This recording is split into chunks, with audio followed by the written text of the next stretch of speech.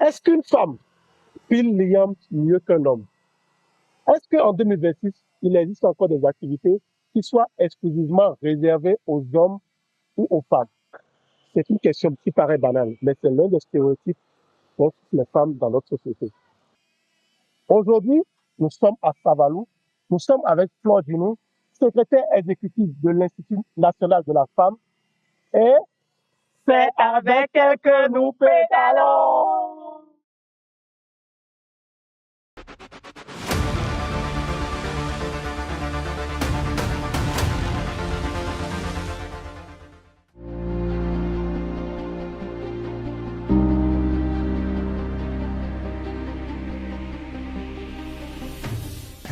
Bonjour Flore. Bonjour Caleb, comment vas-tu? Je vais super bien. Bienvenue dans notre session spéciale à vélo. On est à Savalou. Ouais, Savalou la belle. Savalou qui est chez toi? Oui, je suis de Savalou. Je découvre et c'est super intéressant. Du coup, tu seras notre guide à Savalou parce que c'est toi qui vas nous faire découvrir Savalou. D'accord, let's go. Comme je l'ai dit en intro, c'est vrai, on est là pour découvrir Savalou, on est là pour découvrir les merveilles de Savalou, mais on est là également pour déconstruire certains stéréotypes liés à la femme. Dans notre société, et surtout dans notre société africaine, il y a beaucoup de stéréotypes dont souffrent les femmes. Il y en a qui sont plus populaires et qui sont très répandus. Dis-moi, au Bénin par exemple, quels sont les stéréotypes les plus populaires dont souffrent les femmes? Alors, la majorité des stéréotypes, des clichés, viennent en fait présenter les femmes comme des êtres dépendants, des êtres, on va dire, immatures, incomplexes, et des êtres qui ne peuvent pas ou ne sont pas aptes à diriger comme les hommes. Dans notre société, par exemple, on dira d'un homme qu'il est un leader ou qu'il est ambitieux. Je commence par là. On dira d'un homme qu'il est ambitieux, mais on dira d'une femme qu'elle privilégie sa carrière au détriment d'autres aspects de sa vie. Tu vois? On dira par exemple d'un homme qu'il est un bon leader, mais la femme, lorsqu'elle, dans son entreprise, dans son institution, elle est un peu ferme. On dira non, sur un ton négatif, qu'elle est trop autoritaire. Tu vois? Il y a un autre stéréotype qui vient en fait discriminer la capacité des femmes à gérer, à diriger et surtout à prendre des décisions dans des moments complexes. Ce stéréotype-là dit que les femmes sont trop émotives. Par exemple, on dira que non, elle est trop émotive. Alors, tu vois, tous ces clichés, en fait, représentent la femme comme des êtres faibles, des êtres qui ne sont pas aptes à diriger comme les hommes. Il y a un autre stéréotype qui dit que une femme est complexe, accomplie seulement lorsqu'elle est mère. Tu vois, ce genre de stéréotype c'est basé sur de fortes pressions sociales en fait, qui font que les femmes qui n'ont pas d'enfants se sentent mises à part, elles se sentent jugées, elles se sentent incomplexes et on ne les comprend pas, tu vois. Il y a un autre type une autre forme de stéréotype qui vient discréditer la prise de parole, l'expertise des femmes. Surtout lorsqu'elles doivent donner leur avis sur des sujets importants. On dira non, elles parlent trop, elles sont irrationnelles. Tu vois. Voilà quelques-uns des stéréotypes que tu entends encore aujourd'hui ici et ailleurs et qui viennent fragiliser en fait la position des femmes, la prise de décision des femmes. Alors une autre forme de stéréotype qu'on entend souvent, de clichés totalement absurdes, c'est que les femmes ne s'entendent pas entre elles. Alors qu'il y a tellement d'exemples de situations pour lesquelles les femmes ne se connaissaient même pas et se sont levés comme un seul être humain pour défendre leur concert. Donc ce sont des clichés en fait qui ne montrent pas la réalité des dynamiques actuelles. Alors ce qu'il faut savoir, c'est que ces stéréotypes sont des clichés, des constructions sociales très anciennes qui ne sont plus vraiment d'actualité. Le genre n'est pas mention de la compétence. Le cerveau humain, le cerveau de l'homme, le cerveau de la femme est constitué pareil en fait. Donc il n'y a pas de distinction qui devrait être faite entre un homme et une femme, les compétences d'un homme et une femme, ce qu'est capable de faire un homme, ce qu'est capable de faire une femme. Donc voilà un peu les différents types de stéréotypes qu'on continue d'entendre aujourd'hui. Ok, super. Vraiment, merci d'avoir étalé tous ces stéréotypes. Et vraiment, moi, je dis waouh, waouh, waouh, parce que il y en avait que moi, je ne connaissais pas. D'accord? Il y en avait que je ne connaissais pas et que je découvre grâce à ce que tu viens de dire. Et il y en a qui me paraissent complètement aberrants. Je trouve que dire que les femmes ne sont pas solidaires, elles, je sais pas pourquoi. Il y a cette conception-là, en fait, qui pense que quand il y a des femmes quelque part, ben, on se crêpe le chignon, on chipote tout le temps. Mais au-delà de ça, l'essentiel, c'est que les objectifs de l'institution, les objectifs de la mission, de l'association, soient atteints. Moi, je dis, Edo est roudant. Mais on ne veut pas savoir qui a tué le serpent. Hein. L'essentiel, c'est que le serpent soit mort. C'est ça qui est le plus important. C'est tout, en fait. Donc, voilà un peu. Pour ceux qui nous ont rattrapés dans ce podcast, on est en train de parler des stéréotypes dont souffrent les femmes dans notre société. Et c'est vraiment, il y en a à foison. On est en train de discuter et il y en a que moi, je suis en train de découvrir. Pour nous suivre, c'est sur notre chaîne YouTube, d'accord? Abonnez-vous à notre chaîne YouTube, Pédalons, pour suivre en intégralité, en vidéo, ce podcast. Ce podcast est également disponible en voix sur nos plateformes Deezer et Spotify. Abonnez-vous à nos réseaux sociaux, Facebook, Instagram, TikTok, pour ne rien rater de nos actualités et des prochaines diffusions. Flore, je m'en vais poser une question. Mais pourquoi ces stéréotypes persistent et sont durs d'oreille à éradiquer dans nos sociétés? En réalité, c'est parce qu'elles sont là depuis une éternité. Et elles sont basées sur les normes familiales, des normes sociétales. Regarde, quand un enfant naît, lorsque c'est une fille, tout de suite on l'habille en rose. Quand elle commence à grandir, qu'est-ce qu'on fait? On lui achète une poupée. On lui achète une poupée. Heureusement que maintenant il y a des poupées africaines. On lui achète une poupée. Sinon les poupées avant elles étaient blondes avec de longs cheveux et skinny. Comme s'il n'y avait pas de femme à Pouchou, tu vois. Donc dans la tête de l'enfant, c'est que ok, je dois être mince, je dois être claire de peau, je dois avoir de très longs cheveux, alors que ce n'est pas du tout l'incarnation de la femme africaine. Okay? Alors quand elle commence à grandir, elle joue à la poupée, elle joue à la maman, elle joue à tout ce qui est cuisine, on lui achète tout le matos voilà, en plastique pour lui apprendre à faire la pâte et tout. Le petit garçon, lui, il est habillé en bleu.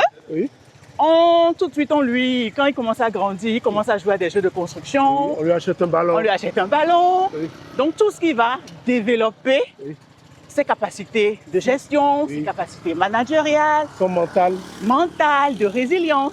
Et donc, c'est dès la base qu'il y a le grand fossé, en fait, qui se creuse. C'est pour ça que moi, je dis aux parents, éduquons nos enfants correctement. On apprend à la femme à être une bonne épouse, mais on n'apprend jamais à l'homme à être un bon époux, tu vois.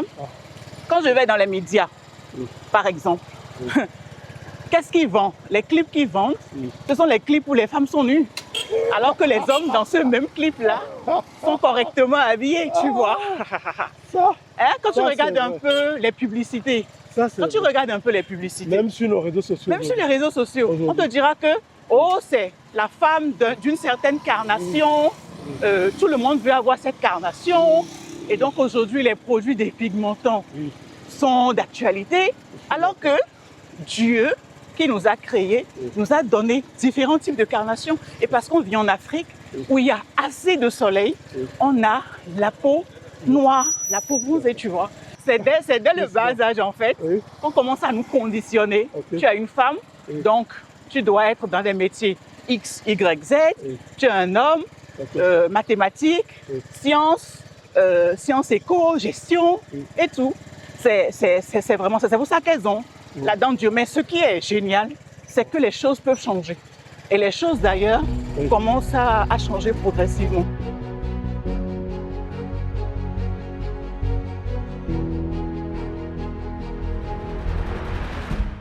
Il appartient à tout le monde de savoir qu'il faut éduquer les filles, il faut éduquer les hommes, sans forcément être dans un formatage dès la base, exactement. Dès la base, pour amener une fille à finir la cuisine, pour amener un homme à finir dans tel profil.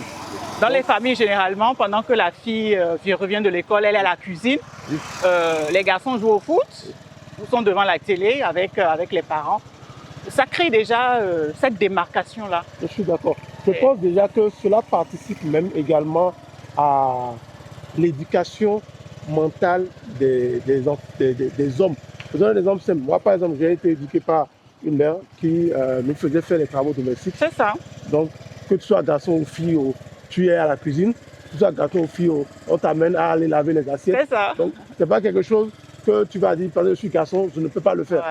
Donc, en devenant homme, tu comprends que ce n'est pas quelque chose qui est réservé à la femme. Oui, tout à fait. Tu peux le faire. Donc, tout ça, ça y participe. Au-delà de ce qu'on a l'habitude d'entendre, on dit une femme qui a réussi dans la vie, il y a un certain nombre d'indicateurs sociaux que les gens ont en tête. Est-ce qu'une femme qui a réussi dans la vie, à quoi mesure-t-on cela aujourd'hui? Est-ce que c'est à la voiture qu'elle a? Est-ce que c'est à son foyer? Est-ce que c'est aux enfants? Ou est-ce que c'est à ce qu'elle possède?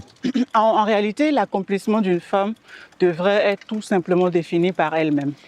Ça peut être une carrière, ça peut être une vie de famille, ça peut être une vie associative. En fait, il revient à la femme de pouvoir définir ce qui est l'accomplissement pour elle. Ce n'est pas la société, en fait, de dire une femme accomplie, c'est une femme mariée, mère de 10 enfants, qui vit sous un toit. Non, pas du tout. L'idée ici qu'il faut garder, c'est la possibilité de laisser le choix à toute personne, hommes et surtout aux femmes, de pouvoir définir ce qui est plus important pour lui, pour elle, en termes d'accomplissement. Ça peut être les trois à la fois, les trois que j'ai cités là. Pour moi, une femme accomplie, quelqu'un peut dire, pour moi, une femme accomplie, c'est une femme qui a une belle vie de carrière, une belle vie professionnelle, qui a une vie de famille et qui a aussi une vie associative. Quelqu'un d'autre, une autre femme peut dire, non, moi, ce qui est important pour moi, c'est d'avoir une vie de famille. Il revient à chaque femme d'identifier ce qui est mieux pour elle et de pouvoir dire, moi, l'accomplissement, voilà ce que j'entends par accomplissement. C'est ma position sur le sujet. Super. Ça démontre que c'est une question de comment chacun définit son bonheur. Totalement personnel. C'est personnel. Totalement personnel. Et chacun fait son choix en fonction de sa priorité. Absolument. Et en fonction de sa destinée. Exactement. Et que de cela, il ne doit pas avoir de pesanteur ou de pression sociale. Non, non. On ne doit pas dire à une personne pourquoi tu n'as pas encore fait ci, pourquoi tu n'as pas encore fait ça. Non, c'est comme tu dis, c'est un choix personnel et un choix de destinée. Absolument. Donc, ceux qui posent tout le temps les questions... oh, tu as 35 ans, pourquoi tu n'es pas marié?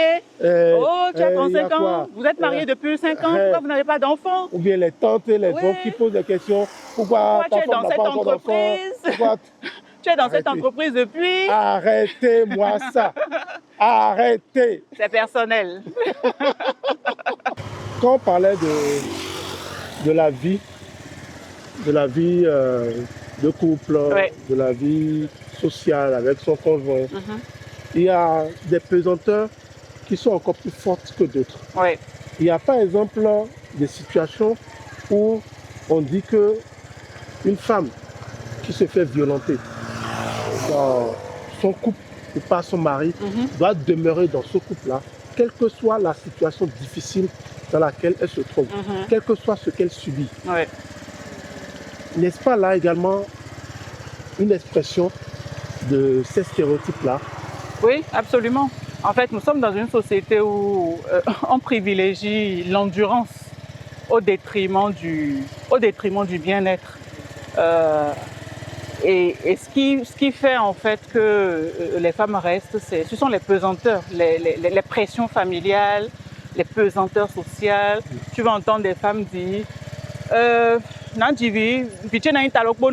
vient de faire un enfant, ça ne va pas, mais elle va te dire oh, ou bien je vais avoir mes enfants dans une même famille. Et tu l'entends 10, 15, 20 ans dire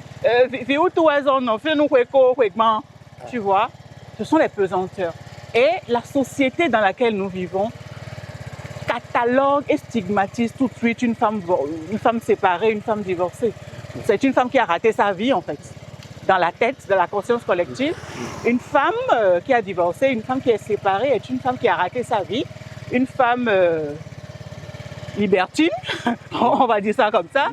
Et là, on confond vie célibataire et immoralité, qui sont deux choses différentes. C'est pas parce que je suis une femme célibataire, c'est pas parce que je vis seule, avec ou sans mes enfants, que ma porte est ouverte à tout, n'importe quoi et n'importe qui. On n'arrive pas à faire cette distinction-là. Quand elle est divorcée, quand elle est séparée, c'est soit qu'elle n'est pas de bonne moralité, elle ne peut pas s'occuper d'un homme, elle est libertine, elle est mal élevée, elle est mal éduquée. Et c'est tout de suite associé aussi à l'échec. Tu es séparée, tu es divorcée, tu es une femme, tu as échoué. En fait, c'est un peu ça. Il ne faut pas oublier que nous devons plutôt privilégier le bien-être. Parce que moi, je pense que dans un couple, il y a la communication, il y a la sécurité, il y a l'épanouissement. Et ces éléments-là ne sont pas des options, en fait. C'est le bottom line. C'est ça qui fait que le couple va perdurer, à mon avis. Je suis entièrement d'accord. Je suis entièrement d'accord. Quand on repense à ça, oui. D'accord, quand on repense à cette pesanteur qui font que certaines femmes préfèrent rester dans ces situations, alors on se pose alors une question. Oui. Comment redéfinir alors l'engagement ou la loyauté dans le couple? Est-ce que c'est parce que tu me portes des coups et que je reste silencieux que je suis loyal? Est-ce que c'est parce que tu me brimes, tu exerces une violence sur moi, tu me frappes et que je ne dis rien, je reste silencieux parce que je dis que c'est à cause de mes enfants, c'est à cause du fait que je veux rester dans cette famille? Est-ce que c'est en faisant ça que je suis en train de témoigner ma loyauté et mon engagement dans mon couple? Je pense que il n'y a pas de loyauté s'il n'y a pas épanouissement et sécurité. Ce ne sont pas des options, c'est plutôt des fondamentaux. Et donc, pour moi, la loyauté, ce n'est pas quand je subis des violences, de la maltraitance, quand je ne suis pas épanouie et je me tais. Ce n'est pas du tout de la loyauté. Si je ne suis pas en sécurité, je ne peux pas être loyal. Si je ne suis pas épanouie, je ne peux pas non plus être loyal. Donc pour moi, loyauté va avec épanouissement, va avec sécurité, va avec communication dans le couple. À l'Institut national de la femme, quel type de situation rencontrez-vous le plus souvent? Différents types de situations. Les situations sont assez variées. Et le point commun, ce sont des situations où vous voyez les femmes, les filles violentées, avec des traumas qu'elles traînent pendant de longues années, malheureusement. Et tout ça nous rappelle que ce qu'il faut pour ces femmes-là, c'est non seulement l'accompagnement, l'écoute d'abord, l'écoute dans un environnement sécurisé, l'accompagnement et surtout l'accès à une justice équitable. Une justice équitable. Voilà un peu. Je vais partager avec vous quelques anecdotes. Je me rappelle du cas de cette dame-là. 20 ans de mariage, 20 ans de causes et blessures. 20 ans de mariage. Oui. Et de causes et blessures. 20 ans de causes et blessures. Et c'est sa petite sœur qui l'a traînée, Manu Malitari, à l'Institut national de la femme. Et je me rappelle très bien le jour où elle est arrivée, c'était un jeudi. Elle avait le bras gauche complètement enflé. Waouh! Complètement enflé. Donc, du coup, tout ce qu'il faut faire là, même avant de l'écouter de façon approfondie, c'est la référer dans un centre de santé. Donc, on l'a référée au centre de santé pour qu'elle puisse avoir accès aux soins et tout. Et être prise en charge. Prise en charge, donc les antidouleurs, bref, tout ce qu'il faut pour qu'elle se sente mieux. Donc, elle revient une fois qu'elle a fait les soins, toujours avec sa sœur. Elle nous explique la situation et c'est 20 ans, 4 enfants. Des enfants qui sont aujourd'hui déjà majeurs.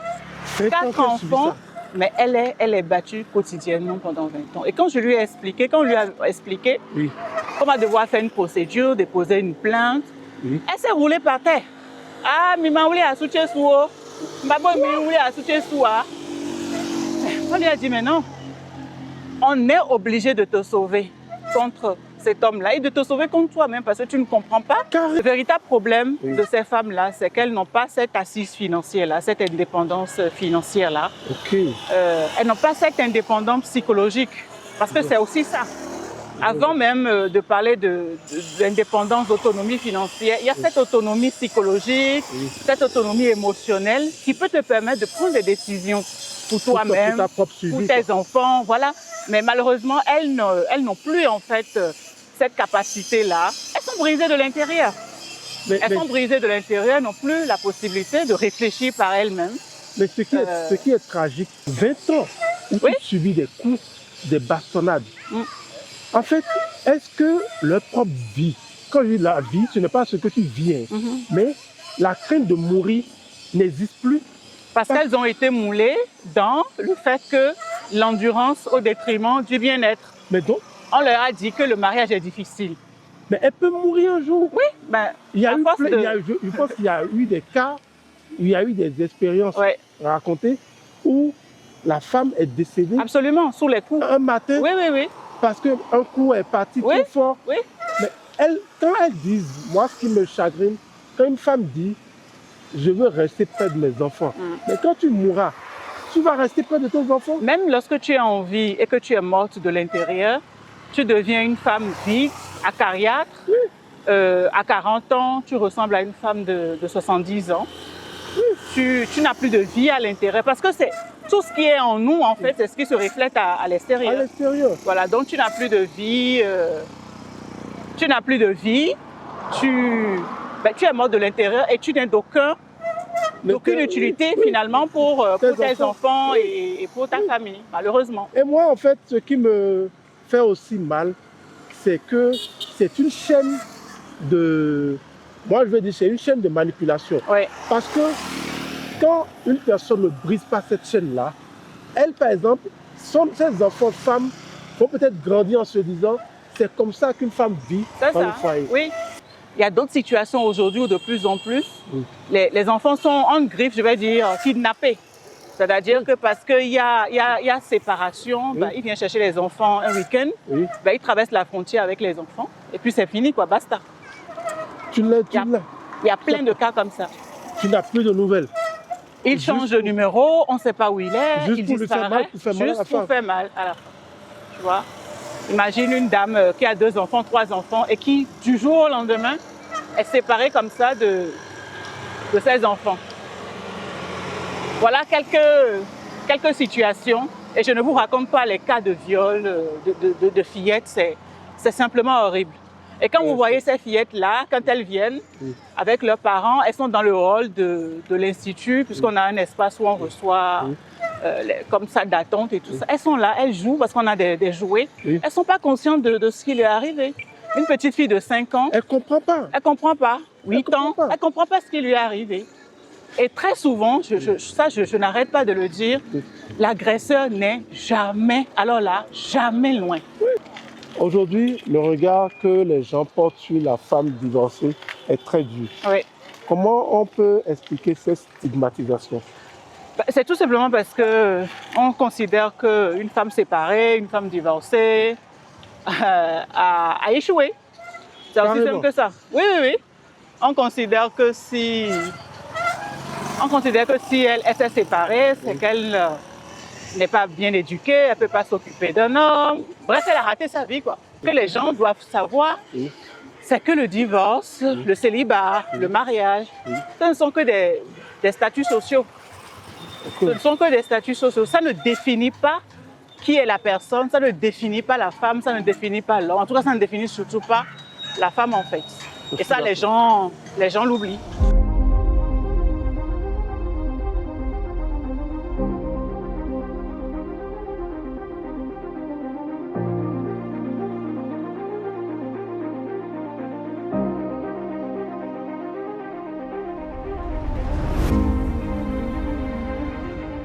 nous abordons une partie de notre parcours qui est l'As, qui conduit vers le palais royal de Savalou. D'accord? Oui. Mais avant, je veux te poser une question. Oui. D'accord? Les femmes, aujourd'hui, ont des positions de responsabilité. Est-ce qu'elles sont encore soumises à des perceptions qui sont dues parfois à leur apparence ou à leur position? Oui, tout à fait. Et malheureusement pour la femme, et c'est pour ça qu'on dit que la femme doit travailler 2 fois plus, 3 fois plus par rapport à l'homme. Oui. Et là, vous voyez que c'est une double exigence, tu vois. Non seulement il y a l'exigence par rapport à ses compétences, par rapport à ses capacités managériales, mais il y a aussi l'exigence par rapport à son apparence, malheureusement. Alors que les questions de compétences, les questions de capacité ne sont pas liées aux gens, comme je l'ai dit à l'entame, mais ne sont pas liées en fait à l'apparence. Tu vois, donc il y a toujours, c'est toujours plus difficile pour la femme, pour la fille, c'est toujours plus difficile. Elle doit prouver les choses, elle doit montrer qu'elle est capable de faire les choses. En tout cas, la société ne lui fait pas de cadeau, quoi, tu vois. C'est à peu près ça. Super, je comprends parfaitement. On est sur l'As qui mène vers le palais royal de Savalou. Comme tu vois, c'est une pente carrément vertigineuse. Exactement. Et c'est ça, hein, la beauté du site. C'est ça aussi.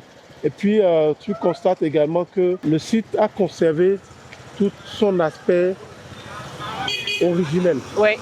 D'accord? Le site a conservé tout son aspect originel. Et même quand tu es dans la zone, tu sens toute la sonalité, tu sens toute, je ne vais pas parler de pesanteur, mais tu sens toute cette présence historique là. Voilà. C'est un peu comme si les ancêtres étaient encore là, tu vois. Tu vois, c'est un peu ça. On sent la présence. En dehors des pavés qui ont été réalisés il y a quelques années, tout le reste. Vous voyez que les bâtiments sont en terre cuite, voilà, tout est resté. Exactement. C'est resté authentique et originel. Là, on se rapproche. C'est très beau, avec les fresques, le design. Et ça raconte. Chaque roi a son emblème, avec les années de règne. On a vu toute la lignée des rois qui ont régné sur le pont de Savalou. Maintenant, je me permets de te poser une question. Oui. Lorsqu'on désigne un roi, à part son nom personnel, quel est le nom conventionnel que portent tous les rois de Savalou? Ben, c'est Baguidi. Ah ouais, c'est parce que tu es de Savalou que... c'est parce que tu es de Savalou que... Et d'ailleurs, c'est la plus belle des villes. Hein? Et ça, je ne conteste et je ne discute avec personne. Ah voilà. Oui. À la ligne. Vélo.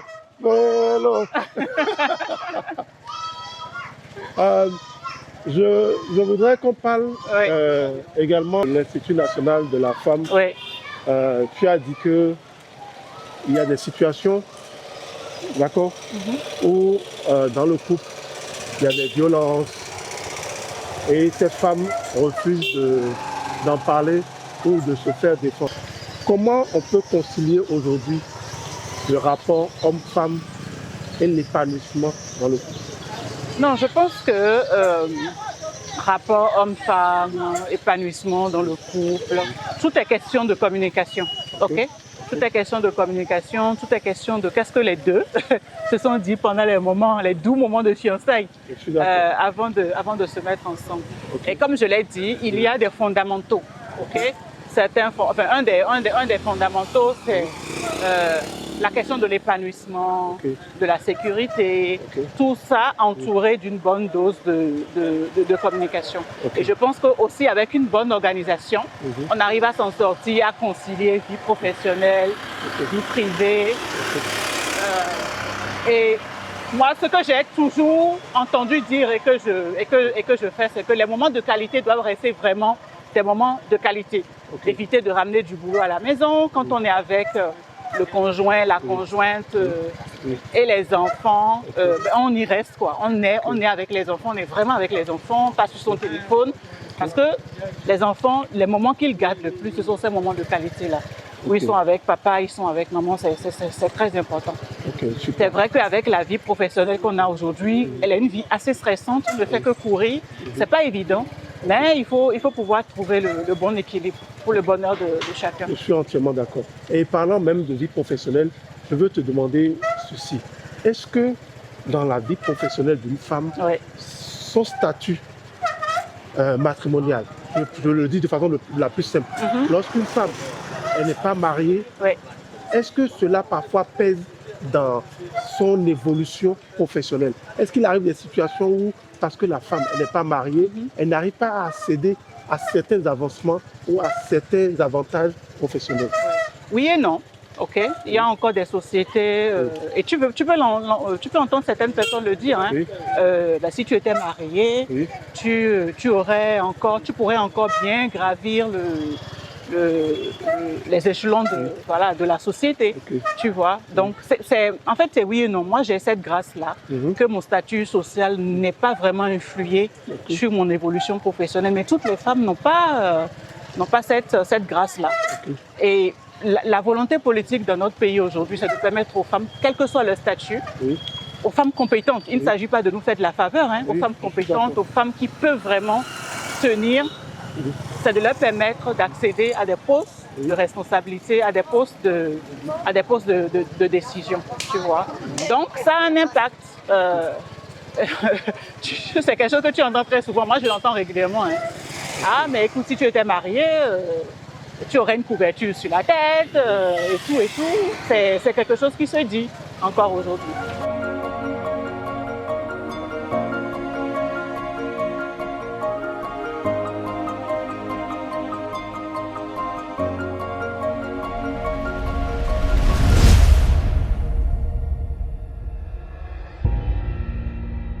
Ça me rappelle un constat que j'ai fait. Récemment, je trouve qu'au Bénin, il y a beaucoup de réformes sur la promotion de la femme, la protection de la femme et de la jeune fille, et surtout la valorisation de la femme et de la jeune fille. Tout à fait. Ces réformes mettent en œuvre beaucoup de choses. Pourquoi maintenant? Pourquoi ces réformes maintenant? Pourquoi maintenant? Parce qu'il n'est jamais trop tard. Il n'est jamais trop tard pour bien faire.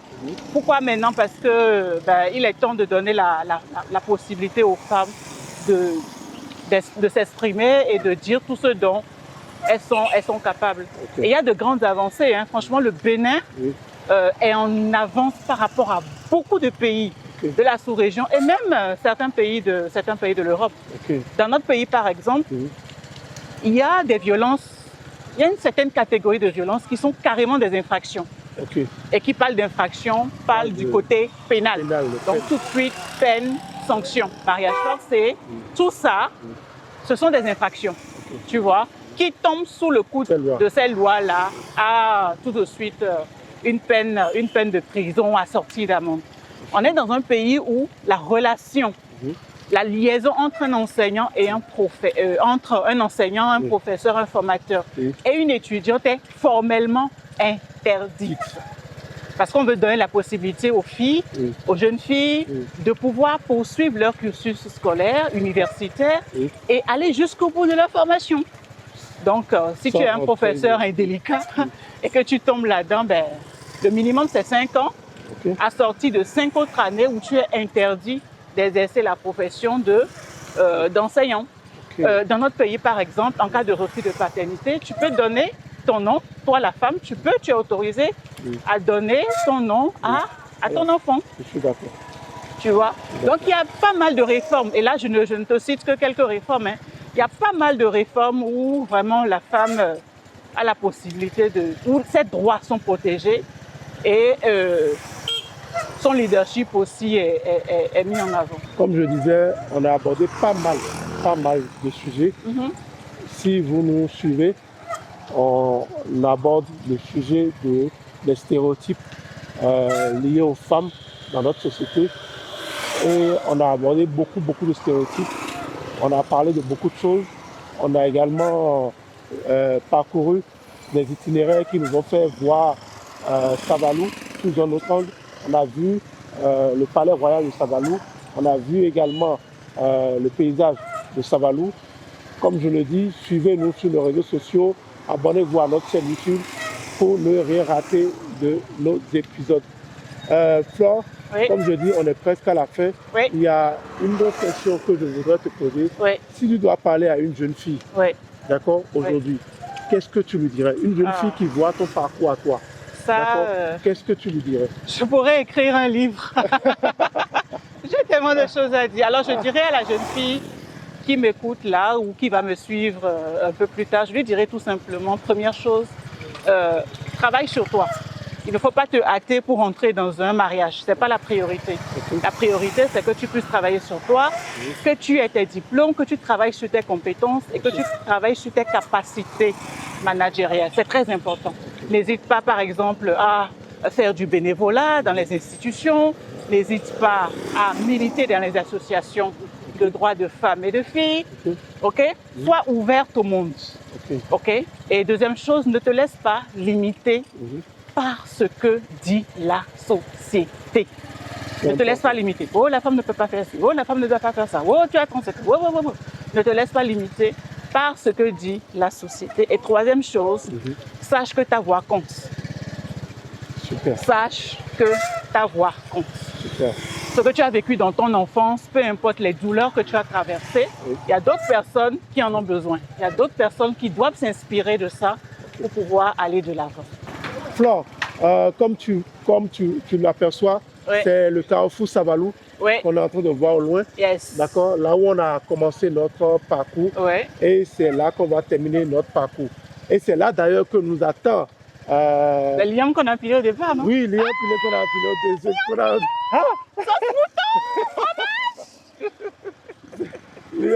Léon Pilet nous attend là-bas et on pourra partager ce repas ensemble. Super! Donc restez connectés, ne partez pas.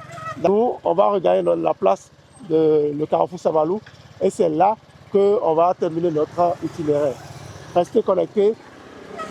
À tout à l'heure. Flore, pendant qu'on pédalait, j'ai remarqué que quand tu parlais de ce que les femmes se disaient, quand tu parlais également de tout ce qui est fait comme action pour valoriser, protéger, promouvoir la femme aujourd'hui, je sentais que ce n'était pas juste le témoignage des autres qui t'inspire. Je sentais qu'il y avait également un engagement personnel. Et je voudrais comprendre quelle est la source ou qu'est-ce qui motive cet engagement de ta part. Je dirais que cet engagement est motivé par ce que j'ai vu quand j'étais beaucoup plus jeune, quand j'étais encore avec mes parents. Moi, je suis l'aînée d'une fratrie de 4. Et tu sais, quand tu es l'aîné, tu entends beaucoup de choses. Tu ne comprends pas tout forcément, mais tu entends beaucoup de choses. Donc, j'ai vu de la souffrance, j'ai vu du désespoir. Et ça m'a un peu formaté. Par exemple, il était clair dans ma tête que je ne pourrais jamais tomber enceinte pour un homme si je n'avais pas de quoi me gérer, de quoi subvenir à mes besoins. Il était clair pour moi aussi de ne jamais tomber enceinte pendant que je n'avais pas terminé mes études. C'était clair et net dans ma tête, du fait des conditions dans lesquelles j'ai vécu. Et quand je fais un peu de manière rétrospective, quand je regarde un peu mon parcours, et je ne le savais pas forcément, mais je me rends compte que tout ce que je faisais en fait, c'était un engagement pour la liberté économique, psychologique, émotionnelle de la femme. Déjà en 2017, j'avais une entreprise de formation et de coaching. J'étais salariée, mais en même temps, j'avais cette entreprise-là de formation et de coaching. Et tu imagines, en 2017, il n'y en avait pas au Bénin. Et même dans la sous-région, il n'y en avait pas. J'avais une entreprise 100% en ligne qui formait les femmes et les hommes, mais majoritairement les femmes, à pouvoir proposer leurs compétences en ligne. Déjà en 2017, tu te rends compte? Donc, que tu sois assistant de direction, que tu sois comptable, j'avais même formé des médecins à pouvoir proposer leurs services en ligne. Tu vois, donc, je l'ai fait et je ne savais pas qu'à l'époque, moi, je ne savais pas que je sentais que c'était un devoir pour moi de pouvoir former ces femmes-là. Ensuite, quand j'ai écrit mon livre où j'ai raconté la traversée du désert et tout, il faut être complètement dingue, il faut être en Afrique, dans une société patriarcale comme la nôtre, et parler d'un sujet aussi sensible que le divorce. Mais moi mon idée, c'était pas d'afficher ma vie, hein, c'était d'envoyer un signal fort que le mariage est une belle chose. Mais lorsqu'on ne fait pas le nécessaire, lorsqu'on n'est pas formé, outillé, on risque de faire des faux pas qui finalement peuvent amener à une séparation. Et ensuite, depuis que je suis à l'Institut national de la femme aussi, je me retrouve là maintenant à travailler de façon exponentielle. Avant, je le faisais dans mon entreprise, à mon niveau, mais là, c'est à petite échelle. Mais là, c'est vraiment au niveau national et international. Et je crois qu'un mot pour résumer tout ça, c'est engagement, c'est autonomisation et c'est la femme. Voilà, tout simplement. Ce que moi je vois aussi au-delà de ça, c'est aussi l'appel. Oui. C'est aussi l'appel parce que, comme on le dit, il y a des choses, intrinsèquement, ça vient de tes tripes. C'est ça. Mais c'est un appel que tu as reçu. Oui. Tu y es préparé depuis le début. Et tu ne le sais même pas, sans le savoir. Tu poses pas à pas des petites pierres qui vont contribuer à construire cela sans le savoir. Et tu pleures beaucoup. Voilà. Tu pleures beaucoup parce que ce sont des événements douloureux, c'est beaucoup de sacrifices. Tu te poses beaucoup de questions, tu ne comprends pas forcément parce que tu te dis mais pourquoi moi?